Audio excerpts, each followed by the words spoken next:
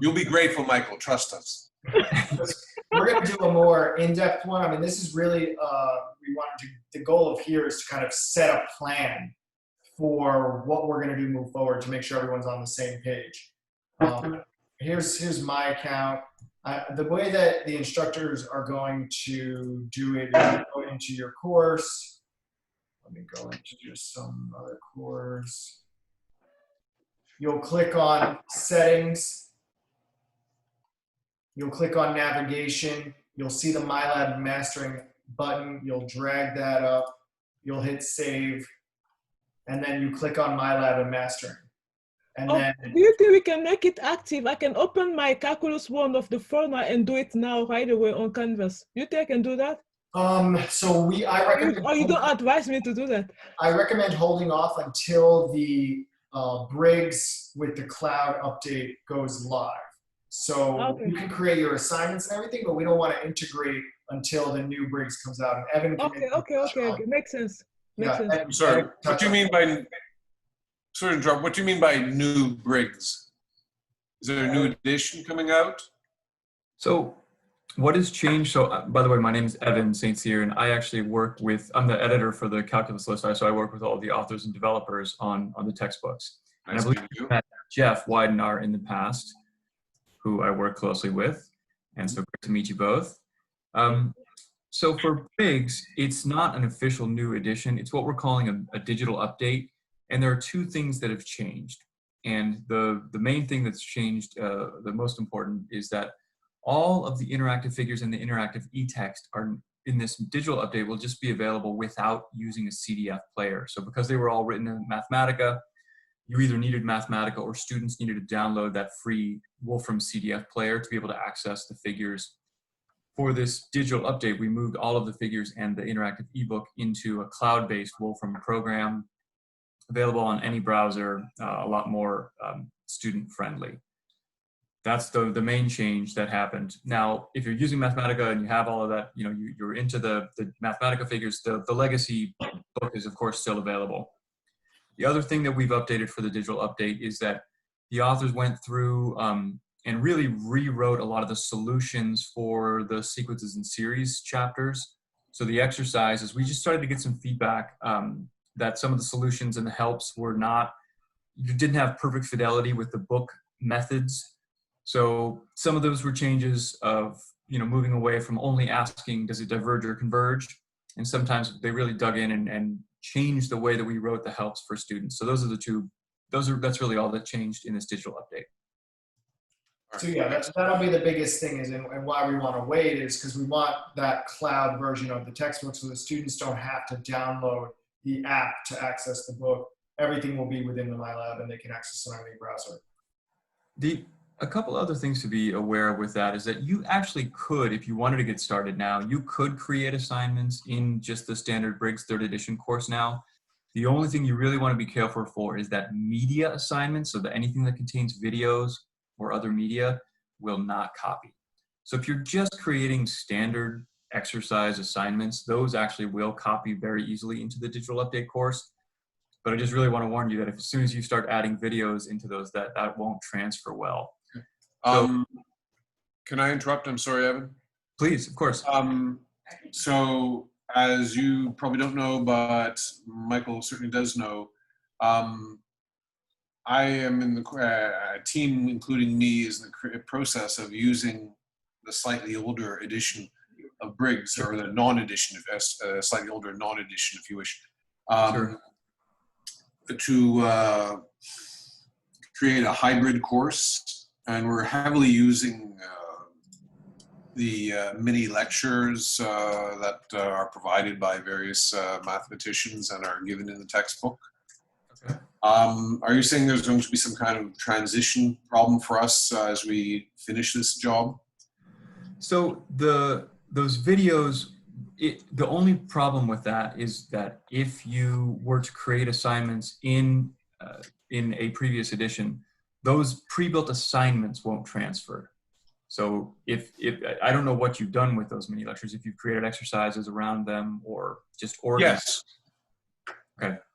So ideally, and you're referring to the mini lectures the videos that are already within the course in Briggs? Yes, they're within the electronic textbook. Yes. So if you create all of those assignments, we're going to have to make them go smoothly. That would be considered a media assignment. We would have to have someone go through and actually help you transition those. Because if you automatically try to move to that digital update and just say copy, import these assignments, it will not do those. And Naomi and I, so even if they do work in the current one, Naomi, myself, and Danielle, our CSR, are more than happy to kind of transfer what you built there into the new one. There's back-end ways to do it for sure. It's not going to automatically do it for you. Yeah. Okay, so Michael, I'll be imposing on you again sometime in the near future then. Yeah, which is absolutely fine. We know that, and we're my team, we're all willing to make this go as seamlessly as possible, because I know you want to get started with building some things, and we'll do our best to make everything transition. Evan, do we have like a timeline or a date for the new one? I ask them almost daily, and they've told me that I forget, are you guys early transcendentals or standard table of contents calculus? We're early transcendentals, I think. Early transcendental. Yes. Okay, so that date is supposedly so far holding at either July 21st or July 23rd, so about 3 weeks from now. Just to get you up to speed there, so we were talking about, because they're building the hybrid using a lot of the interactive lectures and videos, so they're not going to automatically copy like a one-to-one copy into the new digital update. So you, myself, and Danielle, we can then help move what they've done on the current edition into the new one, since they won't copy. So I'm curious to hear about this, because one of the things that I just had someone do, we had a freelancer mathematician go, and there was already in that course something that we had called the Guide to Video-Based Assignments. And basically all that did was, it was a PDF that took every single video and it correlated that video to the appropriate exercises. So what I've now done is I've taken that guide for this digital update and I just pre-built assignments. So we've called them video assignments. And all it does is take, every single video for every section that we've done, and then it preloads those with assignments, with exercises that are related to those videos. So that you could either use those as a starting off point. I can show you.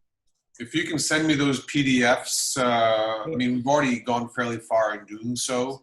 And yep. Just like most other mathematicians, our egos are too big to follow too closely what anybody else contributes. However, it would be a good comparison point, and there's probably some ideas there that we would be happy to use. Excellent. Yeah, and so one of the other things, those video assignments are one that we just kind of put in now as a, part of it was kind of a, that so many other folks are being pushed to teach online all of a sudden, and let's give you just a tool to kind of at least have a correlation of exercises to videos. And so the other thing that you may not have seen in the Briggs courses yet, we call them enhanced assignments. And they're also pre-built assignments for every section in the book. And, just to use as a starting off point, you can customize them, add to them, remove from them. But they are built around a couple of ideas that most instructors in calculus find at least compelling. One, which is these pre-built assignments, we've done what's called strategic removal of the learning aids. So the help me solve this and the view an example, those kind of learning aids that students have access to that you can set. What we've done in these pre-built assignments is we've said, hey, for the first time students see exercise on a specific objective, we'll make those helps available. But on the third or the fourth or subsequent attempts on that same objective, we're going to take away the helps so they can start to kind of have some independence. Second thing that we've done is we've built in some material from earlier in the course. So as you move through Calc 1 and 2 and 3, we're going to kind of build in things to keep retention and, things that we know are going to be, your integration by parts, your things that you're going to continue to use in certain different ways. We're going to keep up that.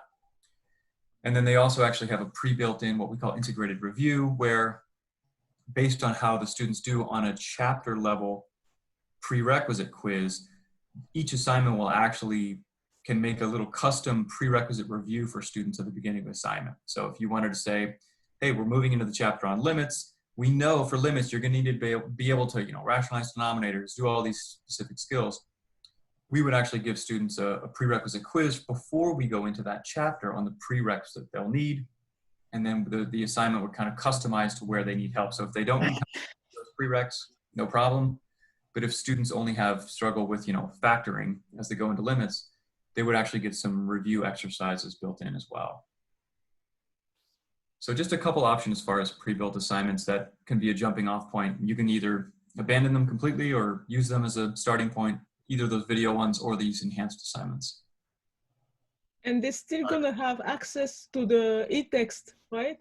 The PDF file of the text will be also on my MATLAB, like now. They can have access to the book? It's not officially a PDF. I know some people use PDF casually. Or right now in the Briggs ebook, I think there are actually 3 versions of the e-text. We have the accessible version that's an HTML, with all the screen reader accessible version. We have the interactive version, and then we have what we call a multimedia e-text. So there's really 3 e-texts for Briggs. And students will have access to all 3? Yep. Okay. Yep. Yeah, so in the standard 3rd edition that's available now, students would have the interactive e-text would be one of those, the one that's actually written in Mathematica. In the digital update, it won't be the mathematical e-text, it'll be the Wolfram Cloud e-text. So as far as the text go, it's going to be the same setup. It's just not specifically a PDF per se.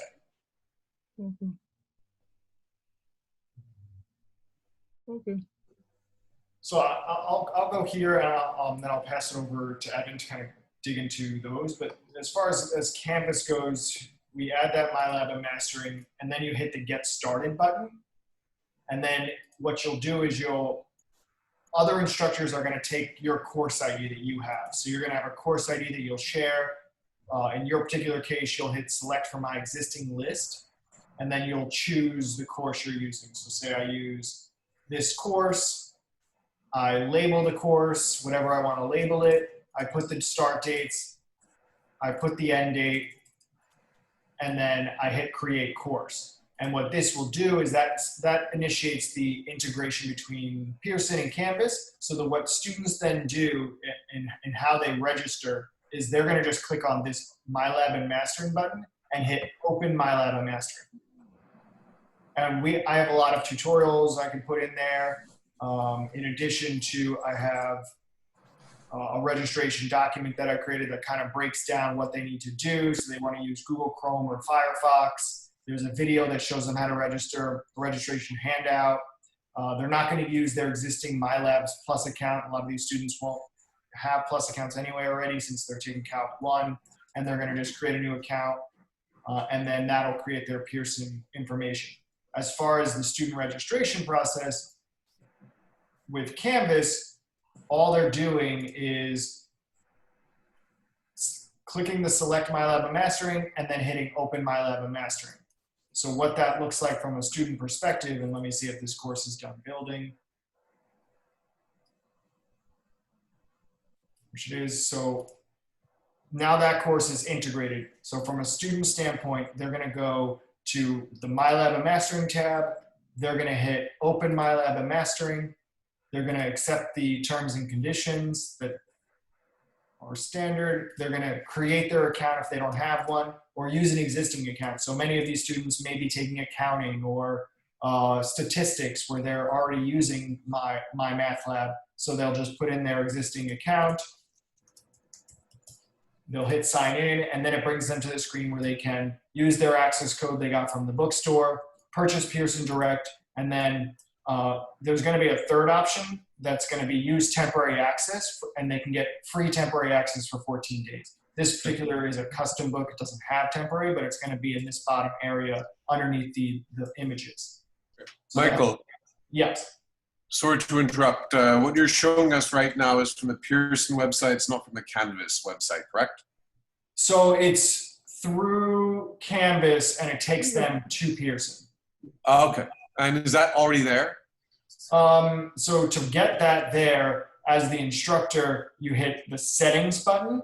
Yeah. And then you hit Navigation. Yeah. and then you drag, this is going to be on the bottom, you're going to drag that up. Oh, lab and mastering. Okay. And The then word Pearson is not there, which is going to be confusing to stupid people like me. What'd you say? The word Pearson is not there, which Yeah. is going to confuse some people, I think. Yeah, so that's kind of why I wanted to have this meeting as well, is because Naomi and I wanted to kind of set a schedule with you guys, which you think would be best, so we can host maybe 3 or 4 sessions to have everyone that's teaching Calc 1 hop onto these once the Briggs update goes live, and get everyone integrated with their Canvas shells and kind of do that legwork for them to kind of show them all this process. It's very simple, it's very easy. And then once you have the course integrated, you can then set up grade sync, so you can send in the assignments from MyMathLab, so there's automatic grade transfer, so you don't have to worry about having 2 separate grade books. So it's very convenient. As you can see, it was very easy to set that up. The key is going to be having that course ID that the instructors are then going to copy. And it's going to be on the instructors of record teaching the course in their Canvas shells to copy the course ID. So unlike the MyLabs Plus, where we can just create everyone for them, they're going to have to copy your course ID. And that's even if you have a strong coordinator. Yeah, so you can use a coordinator and create member sections, but then you lose the integration capability. So like we don't have access to everyone's Canvas shell to do this step for them. Okay. Yeah, that's... You could, in theory, create, use Pearson standalone and create a bunch of shells for everyone and say, hey, this is your course ID. But that, from my experiences, that kind of gets tricky, because then instructors may share course IDs with maybe not one course and another course. So the best recommendation is, hey, here's the course ID, every instructor just copies it. Okay. And it's a very simple process. I mean, this is already set up. So then as the instructor, you'll just click on the Open MyLab and Mastering button, and then it'll take you right to MyMathLab in what you're already used to. And you'll see that it has, it'll have all of your courses, and you can just pin whatever course is live. So this one, I can just pin this to the homepage so you can see it. So, and these are things that we would show you or show everyone that's teaching the course. Once the course goes live, we'll get everyone set up. But it's a very seamless process. So again, I'll still be able to basically create the assignments for all the participating faculties within the course as coordinator. It's just correct. You're saying the onus is on them just to activate the link. Correct. So yeah, all they need to do is instead of like just logging in and automatically seeing the course in their MyLabs Plus account, they'll just have to copy your course ID.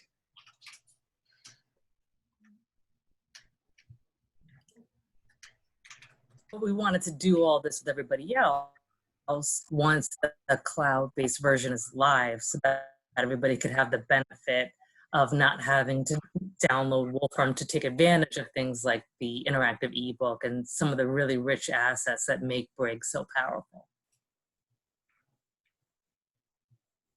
So yeah, that's integrating in Canvas in a nutshell. I mean, it's very simple and easy. So I'll pass it over now to Evan so he can kind of show you the ins and outs of the Briggs and address any questions you have. Sure, I'm happy to. So what do you think would be most useful for y'all to see? I talked a little bit about the video assignments and the those enhanced assignments. What would be most useful for you all to know?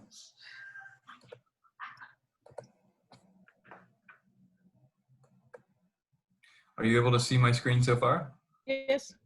Okay. Yes. So I think Solange and I are both quite familiar with creating assignments in MyLabs Plus using Thomas. Okay. Yeah. So if you tell us it's more or less got the same kind of layout as Thomas, can you just tell us what the differences are? It really is very, I mean, it's going to be very familiar to Thomas. I think as we talked about, the only real issue that, we mentioned was that in Briggs, you have that interactive ebook and static ebook.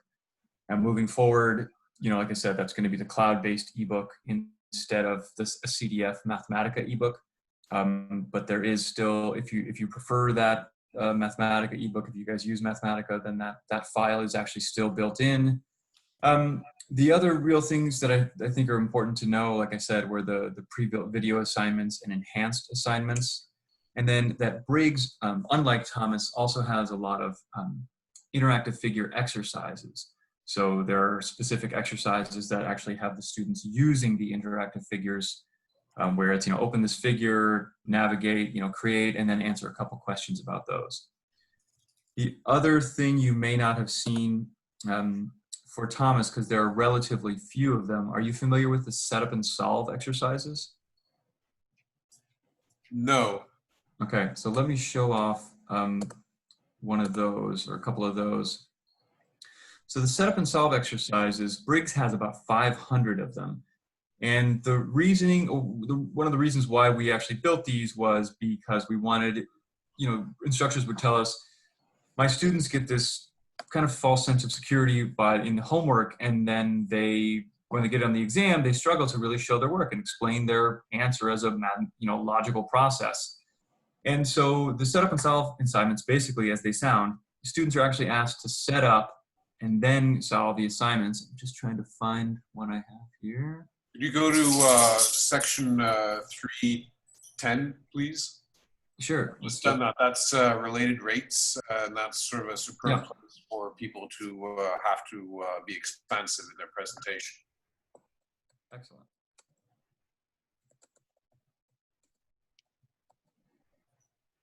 So let's see what we got. So I'm just going to go to my chapter 3. We'll see how many, if there are any in 311. Oh, so it's 311, I guess. My bad. Is that right? I think that numbering is slightly different from the Briggs. Oh no, Thomas is 310. You're mixing with Thomas, okay. Oh, that's okay. All right. I'm all right. I'm using Thomas 311 is local linear approximation. Yeah. It's all blended in my head right now. I'm sorry. Yeah. I was like, what is happening? It's Thomas and I'm Briggs. teaching out of Thomas. I'm creating a course out of Briggs. Of course, no problem. So there's a blender going on in my brain. Oh, I think there's a blender in all of our brains at this point, so no worries. So as I go to this list of exercises for section 311, anytime you see that setup and solve thing here, when you click on one of these to preview it, it's going to be fully worked out that you see as the instructor. But these blue boxes appear one at a time. So the first thing the students will see, all of this material below that box the students won't see it. The first thing they're just going to have questioned is write an equation relating to the area of the square to the side length of the square, right? So then they'll answer that question first. Now the second step will appear that it says, okay, differentiate both sides of the equation. They're going to differentiate, then finally the answer will appear. So we'll just, sometimes it'll ask them to set up the integral. What are the bounds of integration? With respect to which variable are you integrating? We're just taking those problems, and instead of making it a race to the numerical answer, let's focus on the setup of the equation and the steps as we go. I like that. I mean, I'll certainly try it. Maybe it'll be great. Good. I'm glad to hear. Yeah. Major problems. Evidently, it's one of the major problems in online homework is that all the intermediate steps are wiped out here. I mean, it also provides the intermediate steps and gives a certain level of support on that level. My hope will be that there aren't any technical glitches arising when you write a equals s squared and somehow the program misreads something. But I think probably the Pearson platform is robust enough that that's not going to be a big issue. So you referring to the sorry. So far, the idea has been that if we either tell students if there's a specific format, that we need you to reduce the, your denominator or whatever it is, we either tell them a specific format and we need it in, or it's built to accept any mathematically equivalent answer. Right. And you have some degree of control over that if you're talking about answer tolerance, if I'm understanding correctly. Evan, if you could click on the scoring options right there, just on the bottom right. So just in case you weren't aware, this is in every MyLab course, but this kind of shows you the default is the publisher defined tolerance. And then if it's applicable to that question, you have some flexibility here as well.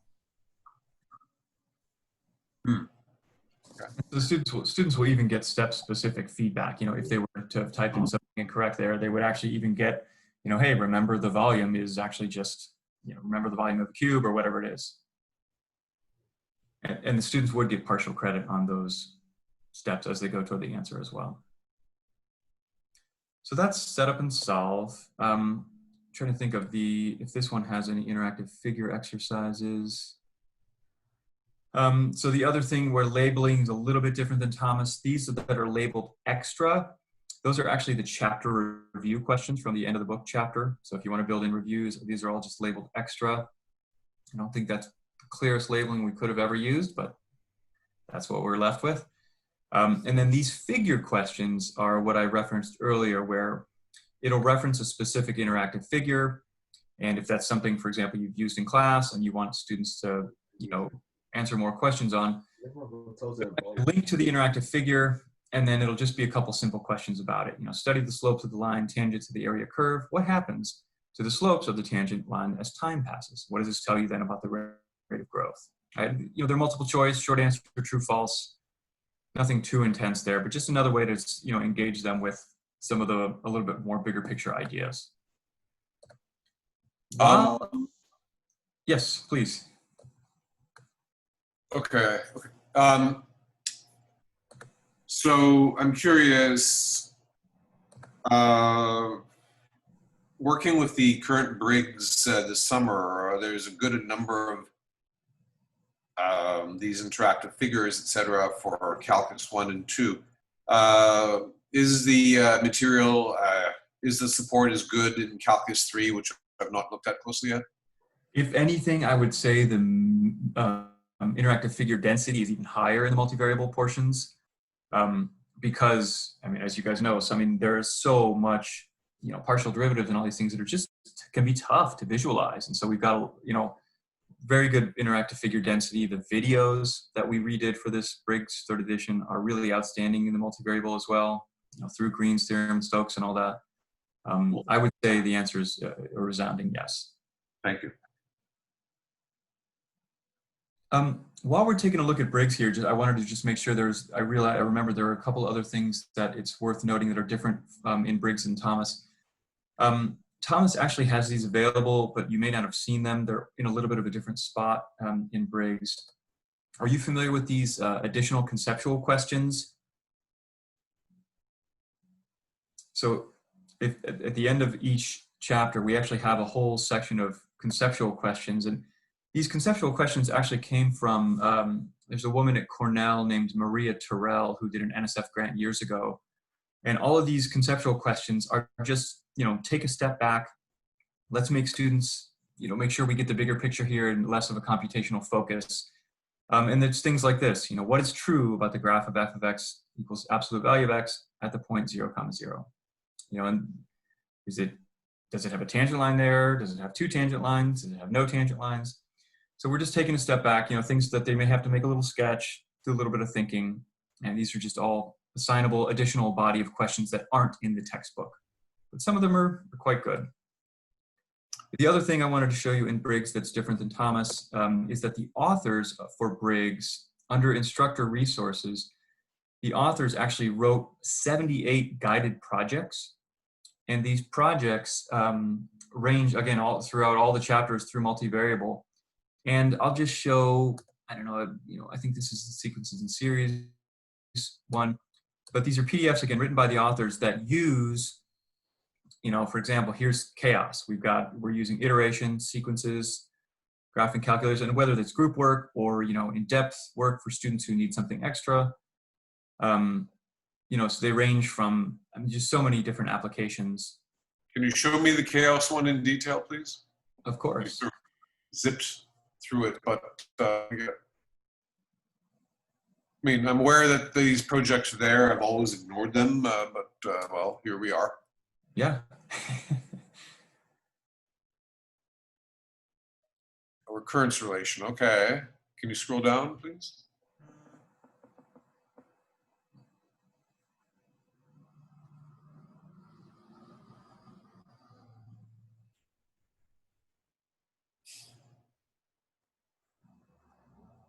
Okay. Where is the actual work that the students are doing? This looks like sort of a visual, oh, this is pretty long, isn't it? Yeah, 16 this one's quite long.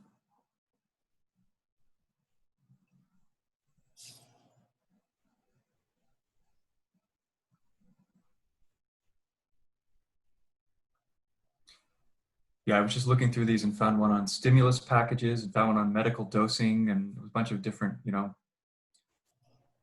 current and relevant projects in here. Well, I'll look at those in my own time. Those, they are interesting. The grading is all automated, you say? So on these projects, there is a answer. It's part of the tech, the hard copy. This is the hard copy textbook, then, really.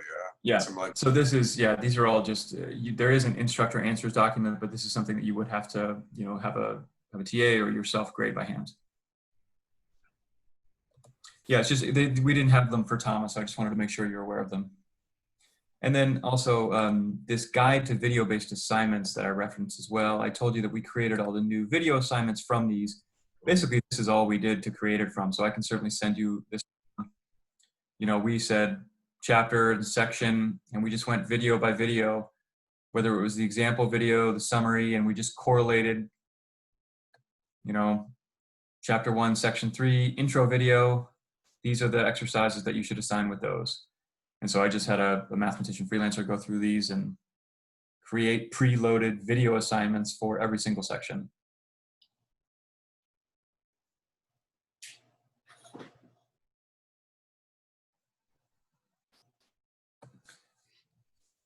okay. What else? What other question? I'm just trying to think of what else would be important to know. That's, otherwise the MyLab, the exercises, the way things work is going to be very similar as Michael talked about in the beginning. The way you set up that initial course hierarchy is the one step that you have to do in order to share course IDs with all the section instructors. Otherwise, most of that interaction within the MyLab is going to be very, very similar.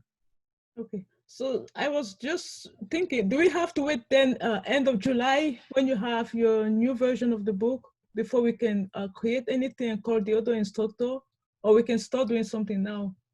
So, Naomi, I'd love to get your take on this. My take is that because media assignments don't transfer over, that we'd have to do that on the back end. That's the part that scares me. You can definitely start creating, assignments if they're just exercises, and those will copy over. So, I wouldn't be too worried if you're just creating standard assignments. If they're getting really complex and involve videos, those I would really wait for, or expect that there's going to have to be some work that we do on the back end to help you correlate those. I agree with you. And because the gist of the update is it's moving to the cloud-based version, but all of the exercises, the content, and the pagination, all of that is remaining consistent, right, Evan? Yeah, so to that point, you could, like, for example, like the setup and solve questions or any of the static non-media questions, you could go ahead and get started. Just any of the ones involving the interactive figures. I'm trying to think, Evan, are there any other media specific questions? Or if you just were to go to, how you can create an assignment and you can just click on the media tab if you wanted to just, like, I would hold off on everything else, but you could do the setup and solve, you could do the conceptual questions, the end of chapter, all the typical static. Thank you, Evan. So if you were to go here, yep. Yeah, so as long as you don't find anything from this kind of media sub-tab. Yeah. In this case, all it was, orientation. Yeah. What you're going to see is, the interactive figures are here. There's enhanced interactive. So I don't know if you had seen those yet. That's another thing worth mentioning. The enhanced interactive figures are something the author created to actually as a teaching figure. So basically they took all of the topics from, that you would want to teach in using multiple interactive figures into one figure, just to facilitate the teaching of things. So, teaching something like polynomial derivatives are all going to be in one. You wouldn't have to kind of open several different figures at once. And Evan, correct me if I'm wrong, but what just appeared when you were loading that up, that's Wolfram, right? Yeah, so these I'm still in an old course because it's not live yet. So these are still the mathematical figures. Right. So that's the beauty of it. When the cloud-based course goes live and you go to pull that up, that will be gone. It'll just open. Yep. That's right. So it's interactive figures, don't assign anything with interactive figures or videos. Don't assign anything that links to the multimedia textbook or anything. Otherwise, if you don't touch any of that media tab, then everything will transfer over. Evan, just real quick, Michael had a great question. I don't know the answer, so I want to double check with you. The access code for regular bricks, will that work for the digital update? I should know the answer to that too. I think the answer is no, but let's confirm that for sure. Okay. I know that, I don't know the way, FIU is organizing this. I mean, typically in calculus, students, I don't know if you guys have an IA or initial agreement in place, but typically students benefit from, students can purchase MyLab Math only one time, and then it's valid for all three, through multivariable calculus. So there's some definitely savings to be had. Students just purchase that code once. It lasts for, several years of them taking the course, even if they don't pass a term. We do offer the shorter term course terms, like an 18-week option available, but in the long run, students will end up paying more just because of the calculus is a 3-term sequence typically. So it's just something to be aware of when you talk to students about options. And thank you. And Evan, I'm glad that you mentioned that, because that'll be something very different for you, because because you guys are really only used to MyLabs Plus, and with MyLabs Plus, the students don't have a choice. Any code that they purchase is what we call life of edition, right? So it's good for several years, and if they repeat the course or if they take different courses with the code, both as we've done in the past with Thomas, and also as you'll be familiar with algebra and trig, they're not prompted for another access code. Now that we're moving towards My Math Lab, the students will be given a choice when they, regardless of if they don't buy the code from the bookstore, they will be given a choice when they register to either buy the less expensive 18-week, so right around a semester's time length of a code, or the traditional life of edition. So what we've seen, because we have transparency, is that a lot of students will just opt for that more cost-effective, in their mind, code for that 18-week, not realizing that if they're going on to taking Calc 2 and Calc 3, it's actually more affordable to buy the more expensive code up front, because then when you divide it by the number of courses they're taking, it's a better deal in the end. So just something that you might want to A, mention to them, and B, when they move into Calc 2 and they ask about buying another code, just for you to be familiar why it's different with this. So in the bookstore, Michael, what does Gabby have so far? And it's something that we can correct before she places it. I'm not sure, to be honest. Have you guys submitted the ISBNs? For breaks? So let me ask you quickly. Now, I went into my account and I have 2 options. So I have Breaks 3rd edition. I also have 3rd edition with integrated review. Which one should I pick? Excellent question. So integrated review is just the, I started to kind of mention where you would have the option to give students a chapter level prerequisite quiz that would then give a personalized homework specific to each student. Moving forward, there's in the digital update, there's only going to be one option. So integrated review is automatically built in as an option. It's just unassigned. So in this case, if you're just going to copy over simple assignments with exercises, it really doesn't matter. Also, I can pick either. I'm doing it now. I can just pick any of those with integrated. Either one of those will be fine. It wouldn't matter for you if you're going to just copy into the new course. Oh, okay.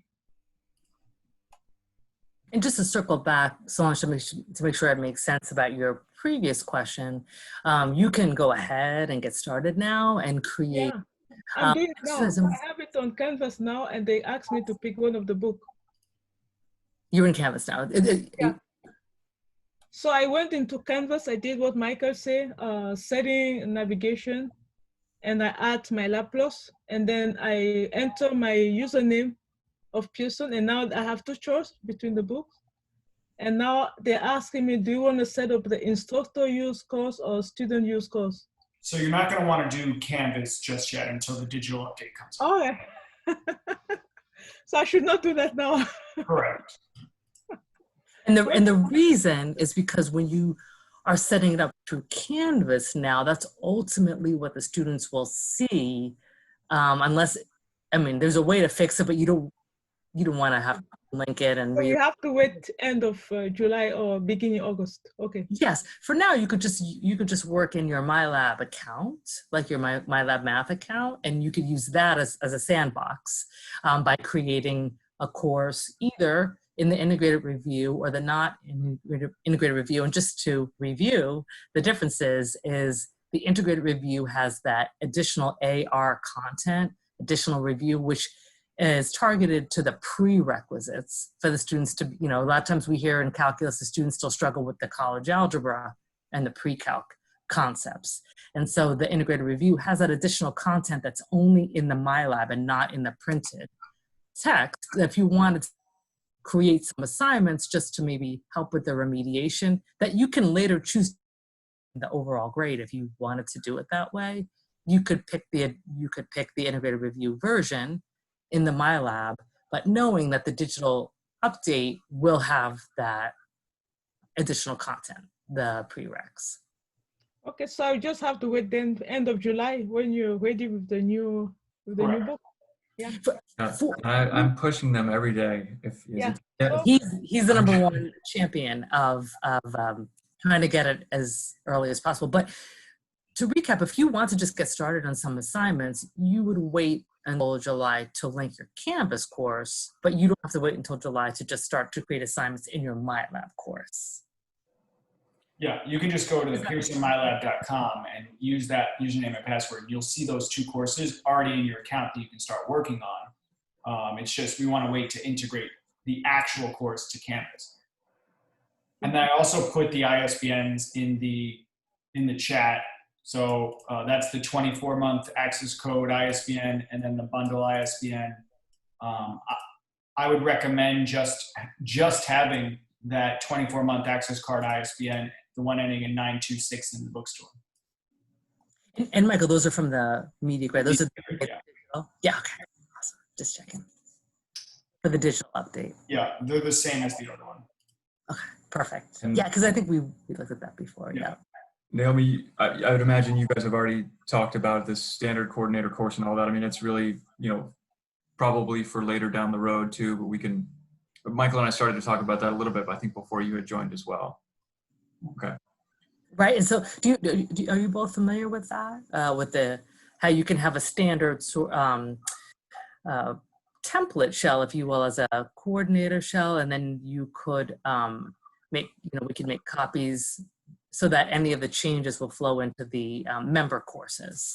Yeah, I think Michael mentioned that, but I think it might be better to just wait when we are ready, because I would prefer to do it directly when you're telling me to do it directly on Canvas. Yeah. I think that's a great suggestion.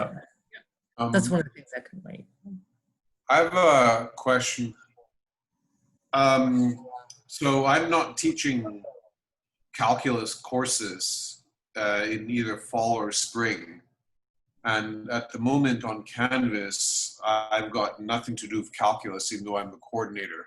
Do I have to do my coordination from the Pearson website, or is somehow or do I have to get I guess you know how Canvas looks, right? There's these sort of big colorful squares that correspond to courses. You click on it, and then you have then you start navigating stuff.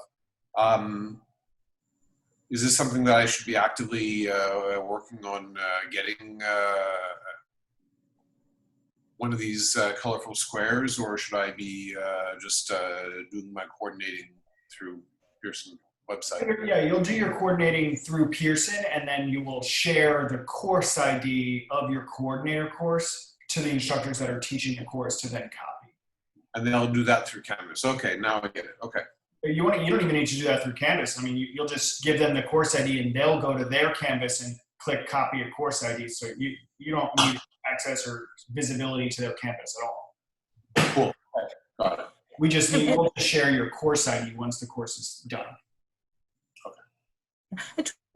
Especially you mentioned you're not teaching it, but correct me if I'm wrong, you're doing research, right, with some students from, was it Calc 2? Because I remember we had some, if I'm remembering correctly, we had some correspondence about students that have purchased Thomas but might need Briggs. So that was not about research. This was about, Solange also is creating hybrid courses. Our chairman is, Laura is very keen on creating hybrid courses for one reason or another. And so we are creating these hybrid Calculus 1 for engineers, Calculus 2 for engineers, Calculus 3 for engineers, and Solange, who's on a separate project, is creating Calculus 3. And so the question, so in preparation for fall semester, the question then is, what textbook should we use? It'd be obviously easier on us to use Briggs, and so for Calculus 2, that's the textbook that will be used in the fall edition of this hybrid course, even though for the rest of the university, the other sections will still be using Thomas because there's a rollout. You getting it? Got it. Thanks for clarifying. So correct me if I'm wrong. So does that mean then anybody taking a hybrid iteration of Calc 2 in the fall will be using Briggs? Correct. Aha. Okay. So that's where Michael. That's where, you're being flexible with us and we appreciate it. Sure. They can, if they own Thomas, then they can somehow get the credit to access Briggs for Calculus 2. Absolutely. Yeah. Well, we're going to work together with Justin. Yeah, it's not research. This is just creation of hybrid courses. And I'm guessing that, Solange is creating this hybrid Calculus 3. I don't know if hybrid Calculus 1 and 2 are being created. Do you know, Solange? I didn't know about the project, but I know that I was planning to teach Calculus 3 hybrid in the fall. Okay, I thought that was part of Laura's evil plan, but no. And I'm going the plan with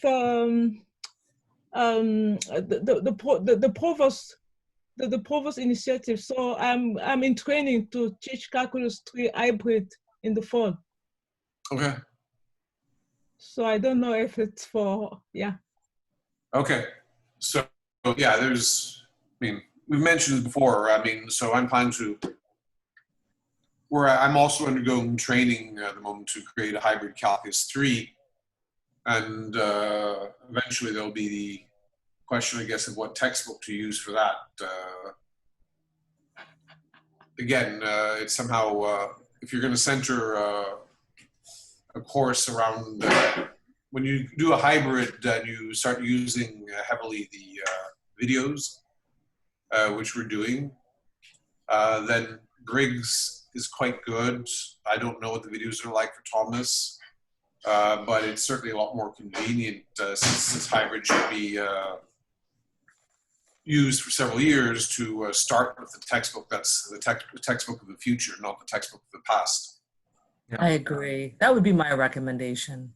And then we can help the students in the back end. We'll create a survey, we'll give it to you so that we can just collect a few pieces of information from them so that we can tools that we can just kind of vet it on the back end. Okay. And we'll just, double check they have a subscription to Thomas, and then we'll just generate codes for Briggs. Okay. To you and yeah, thanks. We'll get it. Yeah, and actually, speaking about different iterations, I do have one question about Calc 1 students, because I know Michael and I we went to is it the STEM Institute, or you have like a... We have a STEM Institute, yeah. STEM Institute, and we met with Laird, and we met with, and I'm forgetting the other. It was Eddie Fuller. Eddie Fuller is the mathematician there. Yes, and they were explaining some of the exciting things that you guys have been doing with the Calc 1 students that were, were just more interactive and like a different approach. And I was wondering, now that you're doing more remote teaching and everything, is that something that's going to continue? Is there anything that we wanted to, while we have Evan, take a look at in the Briggs course that can lend itself to that? So again, certainly the interactive stuff I feel fairly good about. I mean, I've created a whole bunch of worksheets, okay? Now, if there's some, this is for a group work in class. Solange has a bunch of them too, I imagine, because she does a lot of this interactive stuff in her classes too. I mean, maybe, some of the people in your stable of mathematicians can come up with better exercises than we have, and of course, you'd be interested in those. But the main support that I'm looking for, certainly in the hybrid courses, which, sorry, I've got to back up a bit. So for the calculus courses in the fall, these hybrid courses, the way they're structured is that the things that students do at home will heavily depend on the textbook, videos, etc. Okay. Then when they come to the class, there will be a certain amount of lecture, but there will also be worksheets. And frankly, I think most mathematicians can create their own worksheets and they can do a good job of it. We're all fairly knowledgeable. And on the other hand, certainly if some other person comes up with a perfect question on a worksheet, I'm not going to say no to it. But I don't see the textbook as providing much primary support in that area, the area where it provides the primary support for the hybrid courses, but also for general courses would be doing exactly what you're doing now. Great. Solange, do you have anything to add to that? I kind of agree with you. Me personally, I feel like if I can find a way to motivate the student more, because the issue is not about like giving them 50 questions to solve, because some of them might just go online and then enter. I see that with some students with Thomas, they will just type the question on Wolfram and then enter the final answer. Yeah. And, I agree with Solange. There's definitely some evidence that, probably when he gave paper homeworks, there's some of that kind of cheating going on as well. But you know what I end up doing this summer? I'm sharing now with Julia. I end up telling them now that when I give them a quiz or test online, I'm asking them to write sentences to explain their reasoning. Not just to show a formula. I'm asking them to explain to me with sentences what they're doing. Yeah. Okay, well, I say show work and be more ambitious. It's probably a good idea. Yeah, if you wanted them to include those sentences in a My Math Lab exercise, you could click on the box that says show work, and then they could upload it there. But Naomi, that would not be computer graded anymore, I don't think. No, That's correct. The show work That's part. You could. You have a tool. Yeah. Well, to touch on that, you to read sentences in English and make a good judgment call as to whether logic is coherent, and you can fire all of us, okay? Yeah.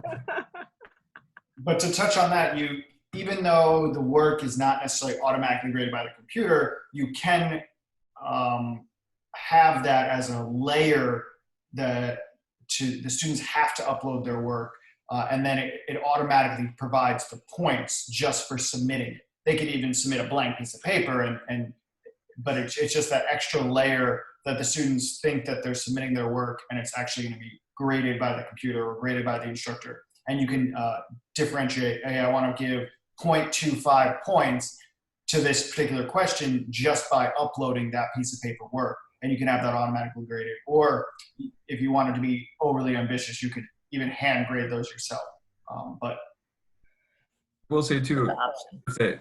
if the hand grading of some of the handwritten stuff becomes really important, we actually are working on a grade scope, an integration with a company called GradeScope that, I don't know, Michael or Naomi, if you've seen this yet, but You've seen it, yeah. yeah, it allows a lot of, common errors and a little bit of it facilitates that the hand grading of some of the more handwritten, or even if people are writing out proofs, etc. Okay. Well, that's the future, and I'll look forward to it with some trepidation. Right, indeed. Okay. I think I have to wait then till end of July to invite more instructors for the presentation, or beginning of August. I think beginning of August. Yeah. So I think that once the course goes live, I mean, let's look to have 2 weeks worth of dates where we have 4 different sessions to have the instructors hop on, and we just do a 30 to an hour minute session just like we did here, showing them how to integrate. But we should probably do that post the coordinators' courses being ready, so then everybody can get on their Canvas right then and there, copy the course ID, and then everyone will be good to go. That would be a great idea, for sure. And when is the first day of class? August 24th, next month. August 24th.